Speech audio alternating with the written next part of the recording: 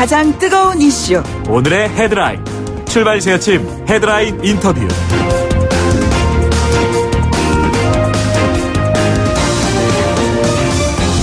네, 요즘 우리 사회가 많이 좀 우울합니다. 왜냐하면은 우울한 일들이 많이 벌어지고 있으니까 그런 건 아니겠습니까? 그런데 이 우울하다는 것과 최근에 많이 사건 사고에서 언급되고 하는 그 조현병이라는 것, 이 차이가 분명히 있어요.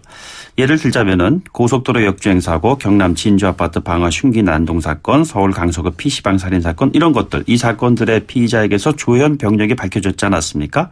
그래서 조현병에 대한 걱정과 우려, 또는 한편에서는 과도한 경계와 의심, 이런 증상이 나타나고 있는 것이죠. 저희는 조현병에 대한 논의가 필요한 시점이다라는 인식에 공감을 하고 오래전부터 이 부분에 대해서 한번 좀 집중적인 이야기를 나눠볼 필요가 있다라는 생각이 들었습니다. 오늘 두 전문가를 모셨습니다. 경희대 정신건강의학과 백종호 교수님 나오셨습니다. 어서 오세요. 네, 안녕하십니까. 그리고 공익인권법재단의 공감 염형국 변호사도 나오셨습니다. 어서 오십시오. 네, 안녕하세요. 백 교수님 먼저요. 그 우울증이라는 것과 조현병이라는 거를 청취자분들이 쉽게 이해하기 쉽게 좀 설명을 좀 부탁드리겠습니다.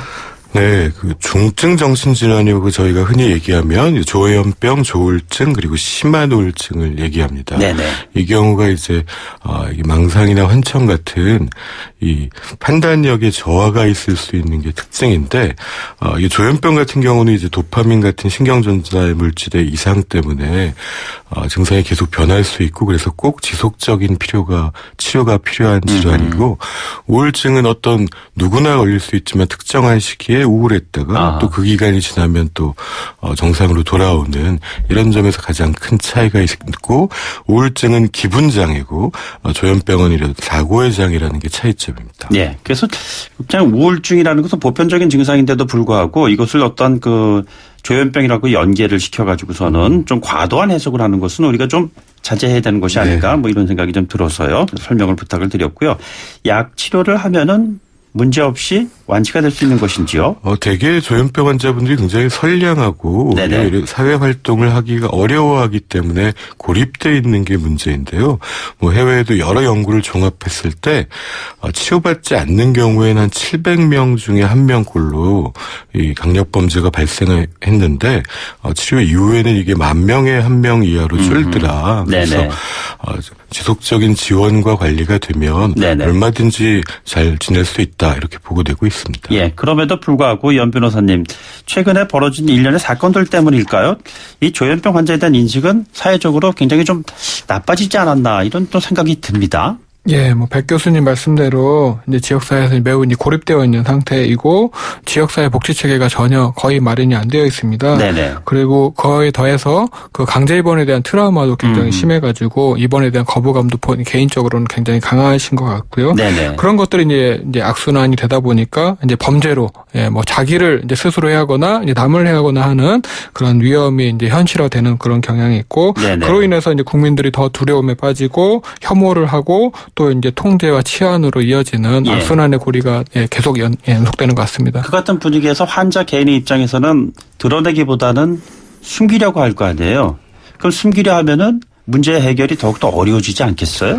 맞습니다. 사실 요즘 제 환자분 몇 분이 선생님 혹시 저도 살인자가 될 수 있는 건가요? 이렇게 질문하시는데 너무 마음이 아팠습니다.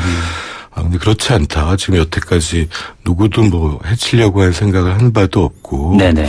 근데 이런 환자분들이 이렇게 두려워할 정도로 본인이 요즘에 여러 사고가 있어서 참 마음이 아픈 일이 있었는데, 이때 환자분들과 보호자들이 굉장히 이제 불안해합니다. 네네. 그리고 이걸 숨기게 되고, 그래서 치료를 안 받게 되면 이게 더 위험해지는데, 네네. 저희가 2017년에 이제 법이 개정되면서 정신건강복지법이 이제 준비가 안 된 상태에서 이제 탈수용화. 입원해서 지역사회로 가게 될 때 준비가 없으면 이게 효과도 적을 텐데, 또 이러다가 이제 지역사회에서 방치된 분에 의해서 사고가 발생하면 이게 평균은 또 악화되고 이게 악순환에 빠지지 않을까 굉장히 우려했었는데 요즘에 그런 안타까운 마음이 많이 드는 상황입니다. 그 연 변호사님 보시기에 국가적인 이 관리 시스템 이런 것들은 지금 우리가 제대로 갖춰져 있다고 보시는지요?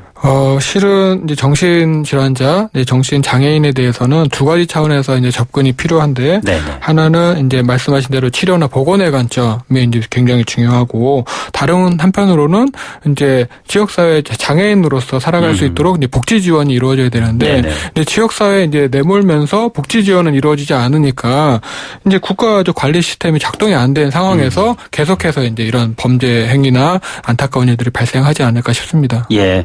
제가 어느 한 조사를 보니까 조현병이 10대 후반에서 20대 초반에 많이 발병한다고 하는데 교수님 그 맞습니까?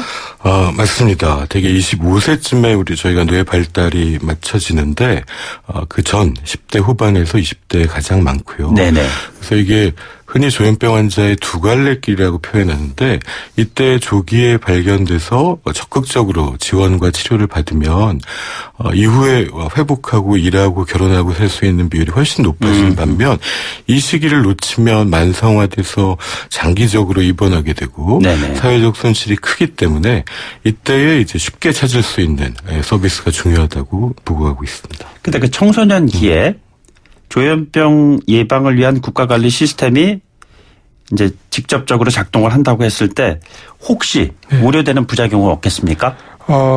사실은 이제 정신질환자에 대해서 이제 많은 사회나 이제 의료계에서는 이제 의료 치료의 관점으로만 접근을 합니다. 네네. 근데 이제 한 사람이라는 게 이제 치료만 받아서 되는 것이 아니라 다른 여러 이제 사회적인 그런 환경이나 혹은 이제 복지 지원이나 이제 전생애적으로 이제 바라봐야 되지 않습니까? 네네. 그런데 자칫 이제 그런 국가 관리 시스템이 이제 의료 이제 보건의 관점으로만 작동이 되게 되면 통제를 하게 되고 이제 자의적으로 이제 입원 치료 안 하느라 그러면 강제로 이제 입원 치료하게 네네. 되고 그러면 이제 그 트라우마 때문에 더 이제 숨기게 되고 이런 악순환이 또 벌어지지 않을까 또 우려는 됩니다. 실제로 보니까 그 강제 입원 지금 언급을 하셨는데 OECD 네. 평균보다 우리나라의 그 재원 기간이 한 6배나 높다고 그러는 통계가 있는데 맞습니까?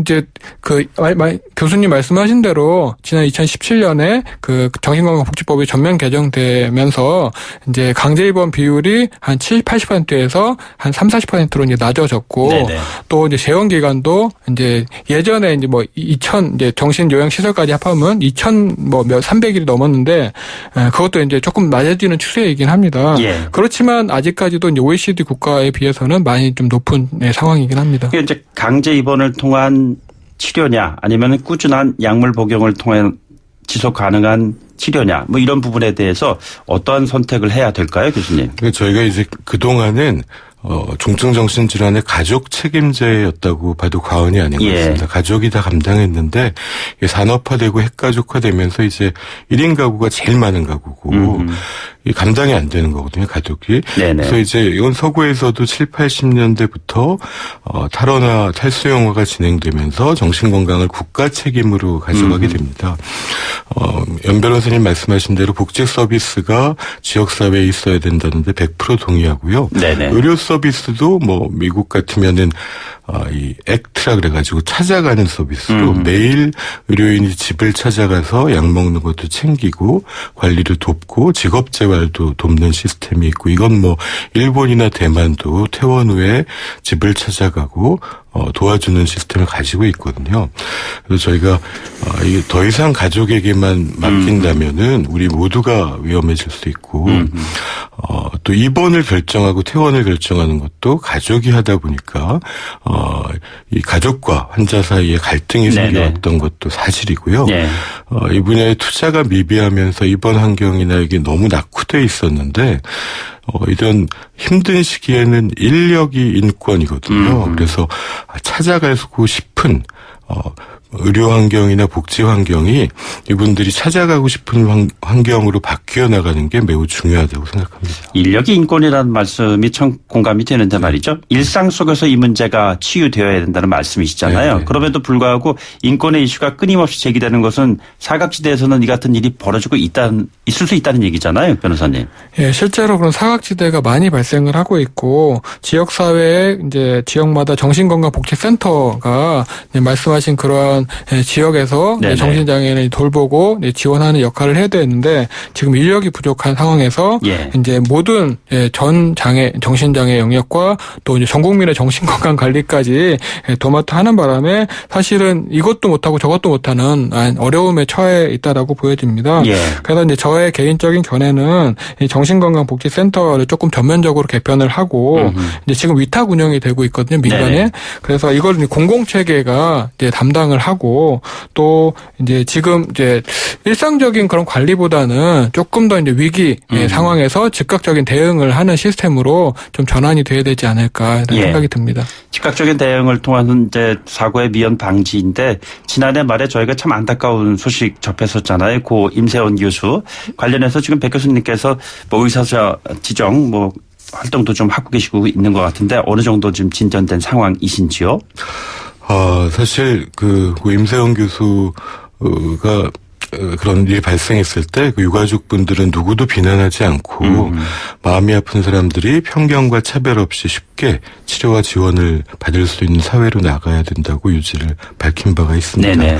사실 그런 생명이 위협받는 상황에서도 동료 의료인의 안전을 먼저 살펴본 그런 책임감을 또 보여주기도 했기 때문에 저희가 의사자 심사를 통해서 지정이 돼서 그런 유가족들을 위로하고 저희가 또 추모하고 이를 통해서 저희가 좀 더 정신건강에 대한 관심을 가질 수 있는 기회가 되기를 기원하고 있습니다. 예, 변호사님 지금 저희가 사회적인 안전망을 통해서 조현병 환자들에 대한 보호, 더 나아가서 그를 둘러싼 피해의 여지를 줄여나가는 노력을 끊임없이 해야 될 것 같은데 우리 사회, 이웃 바라봐야 되는 어떤 시각 이런 것은 어떻게 가져야 한다고 보시는지요? 일단은 인식이 전환이 돼야 되는 것도 대단히 중요하지만 기본적으로 이제 정신장애인이 지역사회에 살 수 있는 환경을 마련하는 게 조금 더 급선무인 것 같습니다. 그 환경이라는 건 구체적으로 환경이라는 건 구체적으로 뭐 지역사회 이제 정신재활시설이 대단히 이제 부족한 상황이거든요. 정신재활시설을 조금 더 확충을 하고 또 이제 위기관리 시스템을 이제 지역사회에서 이제 마련을 하는 걸 통해서 사실 조현병 환자들이 숨기지 않고 자신의 이제 질병을 이제 치료받고 자발적으로 그것도 치료를 받을 수 있는 그런 여건이 조성이 돼야 이제 편견도 자연스럽게 조금 줄어들 수 있다라고 생각이 들고요. 또한 이제 우리나라 이제 보건 체계에서는 아무래도 약물 중심으로 조금 이제 보건이 운영이 되고 있는데 뭐 서구를 보면은 뭐 오픈 다이얼로그라든지 뭐 일본 같은 경우도 당사자 동료 상담이라든지 이런 다양한 이제 그 치료 시스템이 이제 좀 갖춰지고 있습니다. 우리도 이제 약물 중심에서 조금 벗어나서 약물 플러스 다양한 접근 방식도 좀 도입이 될 필요가 있다라고 생각이 듭니다. 예, 가장 가깝게 환자들과 만나고 계시는 백 교수님 입장에서 우리 사회가 기울여야 될 노력 어떤 게 있어야 될까요?